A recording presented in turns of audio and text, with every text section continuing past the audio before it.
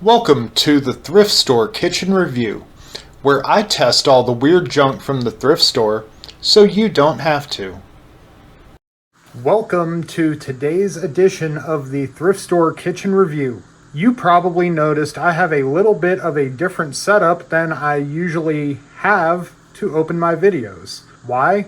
Because the product is so large, I can't use my typical setup. It's an infomercial product. One of the most famous ones of all time. That's right, I have right here the Ronco Showtime Rotisserie. That's right, set it and forget it. And we're going to be trying it out today and over the next couple weeks as well. So I got a great deal on this thing. I only paid $29.99 for it at the No Longer Bound thrift store in Woodstock, Georgia. So the first thing we're going to do is we're going to open it up and see what all is inside here. Now, I did a little bit of pre-research on this machine before I started filming. I've actually had this machine for a few months and just hadn't gotten around to filming with it yet because I wanted to dedicate a lot of time to it. So first we open up the window. This is made of tempered glass and it actually slides under the main machine. On top of the machine, you have this. This is a heating and steaming basket. You can actually cook or keep your side dishes hot in here. This, we have the instructional VHS cassette. Unfortunately, I don't own a VCR, but fortunately, this is available on YouTube. Then we have here a flavor injector. We have another one. One of these is supposed to inject liquid ingredients into whatever you're cooking. The other one can apparently inject solid ingredients, like chopped up garlic and stuff like that. Let's open this bag and see what we have. Have coupons for other Ronco products such as the food dehydrator, the automatic pasta maker, the pocket fisherman, some spatulas, and inside the shell egg scrambler. And then these are just the back of the coupons in case you mail it in instead of calling. All right, fold that back up. Then you have some instructions for cooking chicken and how to get to the customer service. In this bag, you have some elastic ties for trussing your meat, a warranty registration card, and then you have these clips. The clips go with this round cage, which you can use to cook ribs, which we will probably be doing in the next episode. This is your main spit rack here. You can see it has two vertical spits which clip into the top, and then you put it into the machine. Take that out. It keeps falling off. In this bag, there's nothing. Then you have a rotisserie basket for cooking such things as steaks, burgers, pork chops, stuff like that. You have your drip pan here.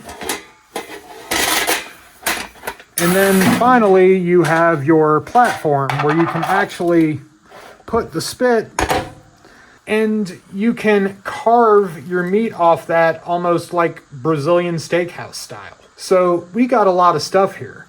So what we're going to be doing this week, we're going to be doing a rotisserie chicken. So I'm going to go grab that and we're going to see how it comes out. Alrighty, well, here's our bird.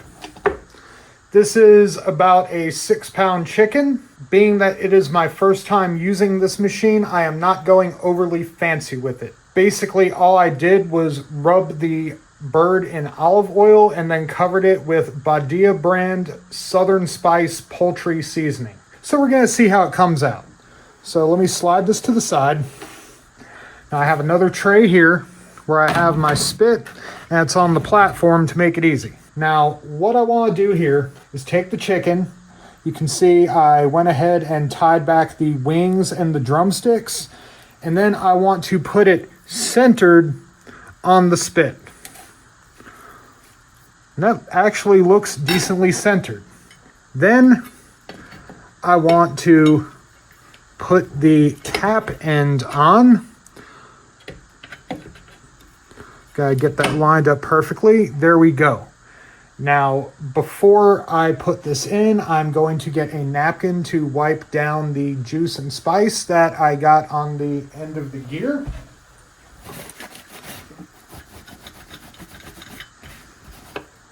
All right, and then we're going to pick the entire assembly up, minus the platform, and load it into the oven.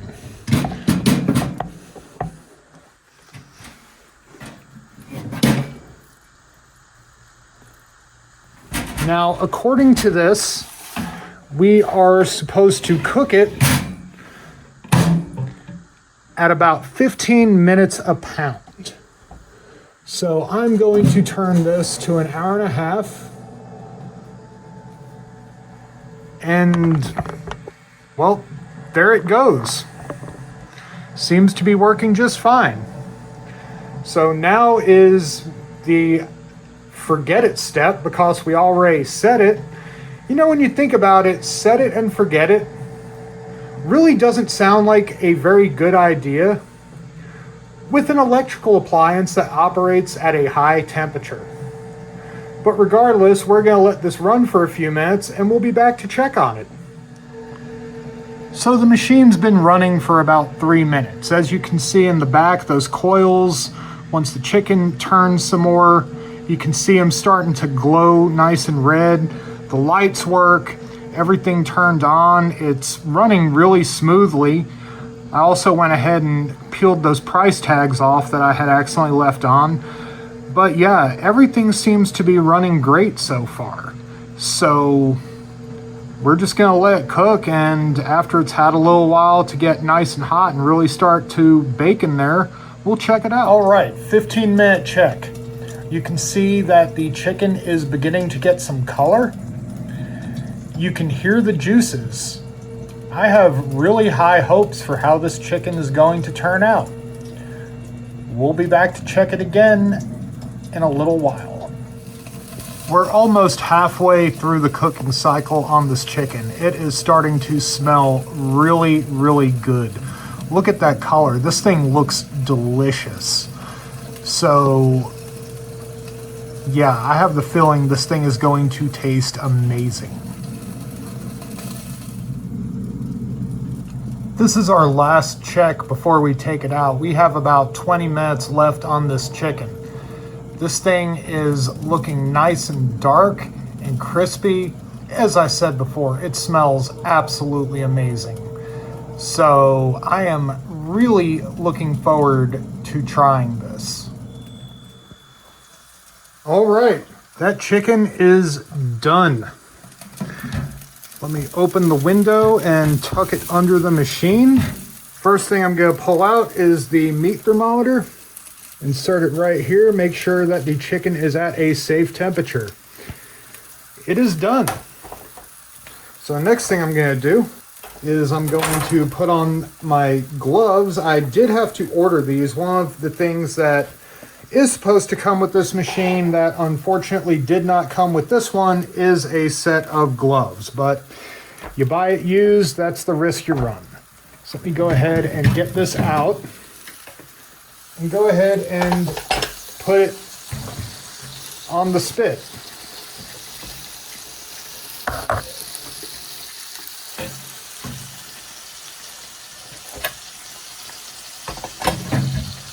Look at that chicken. That thing looks delicious. Most infomercial products are pretty bad, but this one seems to have done exactly what it's supposed to. All right, so let me pull out the knife and make a cut right here, right about in the breast.